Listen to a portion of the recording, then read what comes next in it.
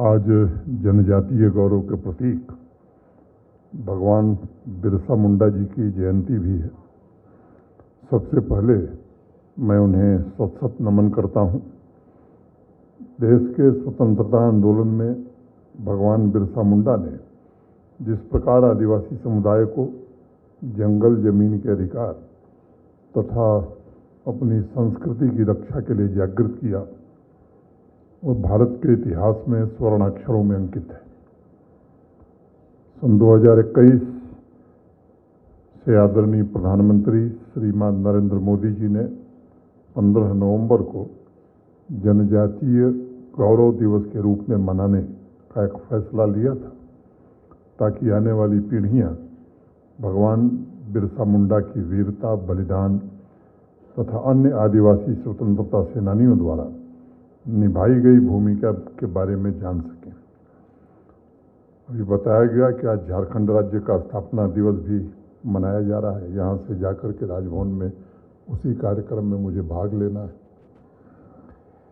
मैं राज्य के सभी नागरिकों को, जम्मू कश्मीर के सभी परिवारों की तरफ से हार्दिक बधाई देता हूँ, शुभकामनाएं देता हूँ। मैं डॉक्टर संध्या पुरेचा जी तथा संगीत नाटक अकादमी के प्रति भी हृदय से कृतज्ञता ज्ञापित करता हूँ। पश्चिम बंगाल, बिहार, झारखंड और उड़ीसा के इस नृत्य का जो प्रचलन है, कुछ लोग इसका उच्चारण छऊ नृत्य और कुछ लोग छऊ नृत्य कहते हैं। यूनेस्को ने इसे इंटेंजिबल हेरिटेज में शामिल किया है। पूरे जम्मू कश्मीर के लिए ये गौरव का विषय है कि इस ऐतिहासिक सांस्कृतिक धरोहर की मेजबानी का अवसर जम्मू कश्मीर को मिला है। पिछले 9 वर्षों में भारत के सम्माननीय प्रधानमंत्री जी के नेतृत्व में देश की सांस्कृतिक परंपरा, लोक संस्कृति को पुनर्जीवित करने का एक अभिनव प्रयोग प्रारंभ हुआ है। मुझे स्मरण है, अभी संजय चौधरी जी बोल रहे थे, उसी कड़ी में बोकारो के छऊ केंद्र की स्थापना भी हुई थी। विविध शैलियों में मौजूद आंतरिक साम्य के माध्यम से एक भारत श्रेष्ठ भारत के भाव को कैसे मजबूत बनाया जाए, ये काम देश में हो रहा है। लेकिन उस विषय पर बात करने से पहले मैं भगवान बिरसा मुंडा के बारे में संक्षेप में एक आध बातें कहना चाहूँगा। ये इस देश का सौभाग्य है कि विभिन्न संस्कृतियों, भाषाओं, कला परंपराओं के अलावा इसे अलग अलग कालखंड में जननायक भी मिले, जिन्होंने अपनी दूरदर्शिता से देश के इतिहास को नया मोड़ दिया। ऐसे ही जननायक बिरसा मुंडा जी थे, जिनका जन्म 15 नवंबर 1875 में हुआ और मात्र 25 वर्ष के अपने जीवन में उन्होंने जननायक से भगवान बनने का सफर भी तय किया। ये कोई आसान यात्रा नहीं थी। 25 वर्षों के ज़्यादातर साल अभाव और संघर्ष में गुजरे थे। तमाम चुनौतियों के बावजूद उन्होंने आदिवासी समाज की दशा और दिशा बदलने का हर प्रयास किया। अंग्रेजों के फॉरेस्ट एक्ट और दमनकारी नीतियों के चलते 15 वर्ष की आयु में ही बिरसा मुंडा जी ने पढ़ाई छोड़ दी और आदिवासी समाज को संगठित करने का प्रण लिया। उस समय का आदिवासी समाज अंधविश्वासों से घिरा हुआ था। उन्होंने इसके खिलाफ आंदोलन चलाकर आदिवासी समुदाय को शिक्षा से जोड़ने का प्रयास किया। बेगारी प्रथा के खिलाफ आंदोलन का नेतृत्व किया और आदिवासी समुदाय को उनके अधिकारों के प्रति सजग भी किया। अंग्रेजों के खिलाफ उल गुलान विद्रोह का नेतृत्व भगवान बिरसा ने ही किया था और 9 जून 1900 को अपने जीवन का सर्वोच्च बलिदान भी दे दिया। यह छऊ पर्व जिसमें अनुष्ठान, त्याग और शौर्य का भाव शामिल है, मैं भगवान बिरसा मुंडा की पुण्य स्मृति को समर्पित करता हूँ। मित्रों, डॉक्टर संध्या जी के सामने नृत्य की बात करने के लिए हिम्मत जुटाना मेरे जैसे व्यक्ति के बस का नहीं है। वह स्वयं भरतनाट्यम की गुरु हैं, नाट्य शास्त्र की प्रकांड विद्वान हैं। संध्या जी विश्व की एकमात्र कलाकार हैं जिन्होंने नंदिकेश्वर द्वारा लिखित अभिनय दर्पणम के सभी 324 छंदों को अभिव्यक्ति देने का काम किया है। जब मुझे 3 नवंबर को निमंत्रण मिला तो मुझे प्रसन्नता हुई कि आपके निर्देशन मार्गदर्शन में संगीत नाटक अकादमी छऊ नृत्य कला को समर्पित भाव से पुनर्जीवित कर रहा है और उसे नई पीढ़ी के बीच लोकप्रिय बनाने का गंभीर प्रयास कर रहा है। ये भी सच है कि ऐतिहासिक दस्तावेजों और पुस्तकों में इस नृत्य कला को जो जगह मिलनी चाहिए थी, किन्हीं कारणों से वो नहीं मिल सकी। कैलाश चंद्र देव बृहस्पति ने एक बार नृत्य कला की चर्चा करते हुए कहा था कि अतीत में भारत की संस्कृति का प्रसार विश्व भर में हुआ था, इसलिए लोग अक्सर उसकी खोज में निकलते हैं तो उसके भग्नावशेष दूर दूर तक मिलते हैं। मेरा आपसे निवेदन होगा इस नृत्य कला की विभिन्न शैलियों पर वर्कशॉप और सेमिनार के साथ साथ रिसर्च को भी प्रोत्साहित करने की आवश्यकता है। पश्चिम बंगाल, बिहार यानी झारखंड और उड़ीसा की लगभग 1 दर्जन छऊ नृत्य शैलियों पर एक विस्तृत किताब भी सभी राज्यों में युवा सांस्कृतिक केंद्रों पर उपलब्ध कराई जा सकती है। इस नृत्य कला की 3 प्रातिनिधिक शैलियों पुरुलिया, सिरईकेला और मयूरभंज के बारे में कला प्रेमियों को सोशल मीडिया के अनेक माध्यमों से जानकारी भी दी जा सकती है। नृत्य शैलियों के क्लिप्स भी उपलब्ध कराए जा सकते हैं। कुछ शोधकर्ताओं का मानना है कि छऊ महाभारत, रामायण तथा पुराण की कहानियों को चित्रित करने के अलावा एक युद्ध नृत्य, सैनिकों का नृत्य है।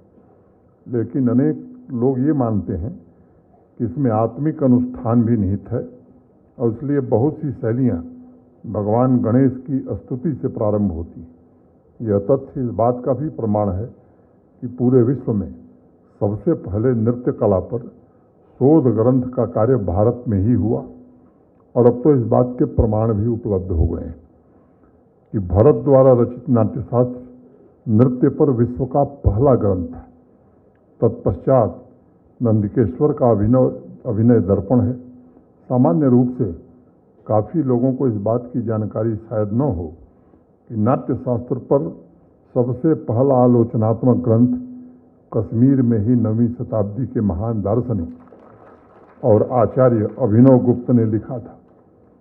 आज दुनिया हमारी सांस्कृतिक धरोहर, मूल्यों के सॉफ्ट पावर को मानवता के लिए सबसे बड़े उपहार के रूप में देखती है और इसके पीछे सबसे बड़ी वजह यही है कि आदिकाल से भारत की विविधता असीम रही है।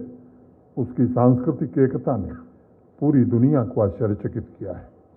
राजस्थान का प्रसिद्ध नृत्य झूमर को पंजाब तथा गुजरात में भी प्रसिद्धि मिली। गरबा गुजरात के अलावा मध्य प्रदेश और राजस्थान में भी प्रचलित है। सांस्कृतिक धरोहर हमारी ऐसी संपदा है जिसे जितना ढूंढिए उतना ही बढ़ता जाता है। देश के एक महान नर्तक हुए उदय शंकर, उनका कहना था कि हर भारतीय नर्तक है क्योंकि ज़्यादातर लोग भारत में खेती से जुड़े हुए हैं। फसल और नृत्य का बड़ा पुराना और गहरा संबंध है। खेतों में जब बुआई शुरू होती है तब पहला नृत्य उत्सव होता है और वरुण देवता से प्रार्थना की जाती है कि इन खेतों को अपने आशीर्वाद से सींचने का काम करिए।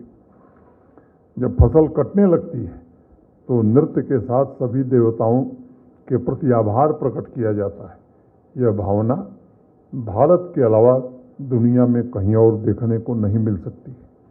एक उड़िया लोकगीत है, हलिया होइन तना गायलू गीत। अगर तूने किसान होकर भी नाचा गाया नहीं तो तेरा जीवन व्यर्थ है। तेरा सोने का हल है और चांदी का जुआ, हीरो और मड़ियों का बैल है। मित्रों, इसलिए लोक संस्कृति, लोक कला को मैं सिर्फ इतिहास और अतीत के जीवन का हिस्सा नहीं मानता हूँ। मैं समझता हूँ कि संस्कृति स्वयं में जीवन है। संस्कृति समाज की आत्मानुभूति है। संस्कृति हमारे मूल्यों, विचारों की शाश्वत चेतना है। यह व्यक्तिगत खोज का मार्ग भी है और आत्मा के पोषण तथा जीवन का आधार भी है। और इसीलिए संस्कृति का आधार भाईचारा है, शांति है, प्रेम है, करुणा है तथा मानवता के परम तत्व है। संत कबीरदास ने इसीलिए तो कहा कि अलख निरंजन लखे न कोई, निर्भय निराकार हो है सोई, वरण अवर्ण कथ्यो नहीं जाई, सकल अतीत घट रहो समाई। संस्कृति समाज में जो कुछ भी मूल्यवान है उसी की अभिव्यक्ति है। और इसलिए मैं नृत्य कला के विभिन्न रूपों को एक प्रकाश पुंज के रूप में देखता हूँ, जो सदियों से समाज की सामूहिक चेतना का मार्ग प्रकाशित करते रहे हैं। एक बड़ी पुरानी कहावत है, आप में से अनेक लोगों ने सुना होगा। अकबर ने एक दिन तानसेन से कहा कि जब तुम्हारे संगीत को सुनता हूँ तो मन में ख्याल आता है कि तुमसे बेहतर गाने वाला इस पृथ्वी पर कोई नहीं है, क्योंकि तुम्हारे गीत में जीवन का परम तत्व, परम शिखर मैं महसूस करता हूँ। तो तानसेन ने कहा, नहीं महाराज, मैं सबसे बेहतर गायक नहीं हूँ। मैं तो अपने गुरु बाबा हरिदास के चरणों की धूल भी नहीं हूँ। इस बात पर अकबर को बड़ा आश्चर्य हुआ। अकबर ने आदेश दिया कि संत हरिदास को दरबार में बुलाया जाए। तो तानसेन ने कहा कि नहीं, वो दरबार में महाराज कभी नहीं आएंगे। वह गाते तब हैं जब पूरी दुनिया सो जाती है। अकबर की दिलचस्पी और बढ़ी और उन्होंने कहा कि फिर उन्हें सुनने चलते हैं। रात के 3 बजे तानसेन और अकबर भेष बदलकर यमुना के किनारे संत हरिदास की झोपड़ी के पास जाकर बैठ गए। 1 घंटे बाद बाबा हरिदास ने गाना शुरू किया। थोड़ी ही देर में अकबर की आंखों से अपने आप आंसू बहने लगे।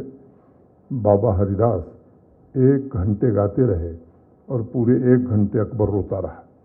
बाद में दोनों चुपचाप महल की तरफ लौट आए। अकबर ने तानसेन से कहा कि आज ये सिद्ध हो गया कि तुमसे भी बेहतर कोई गा सकता है, लेकिन मेरी समझ में नहीं आया कि तुम अपने गुरु जैसा क्यों नहीं गा सकते हो। तानसेन ने जो जवाब दिया बड़ा अद्भुत है। तानसेन ने कहा, महाराज, मैं कुछ पाने के लिए गाता हूँ और मेरे गुरु ने सब कुछ पा लिया है, वो इसलिए गाते हैं। मित्रों, आज देश में तमाम ऐसे कलाकार हैं जिनसे हम पहली बार परिचित हो रहे हैं। उन्होंने वर्षों तक बिना धन यश के लोक कला की सेवा की है। सिर्फ साधना ही उनकी आकांक्षा रही है। आजकल जब भी पद्मा अवार्ड की घोषणा देश में होती है, पहली बार देश के सभी नागरिकों को संस्कृति के ऐसे तपस्वियों को देखने का अवसर अब मिलने लगा है। वह हमारे लोक जीवन की संपदा को संरक्षित रखने वाले कर्मयोगी हैं। ऐसे साधकों ने देश को सांस्कृतिक एकता के सूत्र में पिरोया। चाहे उत्तर हो या दक्षिण, कला के साधकों ने एक मन का संदेश देश के विभिन्न सामाजिक वर्ग को दिया है। अयोध्या, मथुरा, काशी, कांची, अवंतिका, पुरी, द्वारावती, गेया, सप्तते मोक्षदायिका, इस विविधता में एकता, आपसी सद्भाव की वजह से प्राचीन काल से भारत को तपोभूमि कहा जाता है, जो सभ्यताओं और संस्कृतियों में समन्वय का सर्वश्रेष्ठ उदाहरण है। वाल्मीकि रामायण में प्रभु श्री राम कहते हैं, नेयम स्वर्णपुरी लंका रोचते मम लक्ष्मण, जननी जन्मभूमिश्च स्वर्गादपि गरीयसी। असंख्य रीति रिवाजों, परंपरा, पंथ के बावजूद मानवता के सर्वश्रेष्ठ मूल्यों को संरक्षित रखकर भारतीय संस्कृति ने समाज में प्रत्येक नागरिक को अवसर दिया है कि एकता की भावना से न सिर्फ एक दूसरे की संस्कृति, भाषा, रहन सहन को समझें, बल्कि आपसी भाईचारे को और मजबूत करें।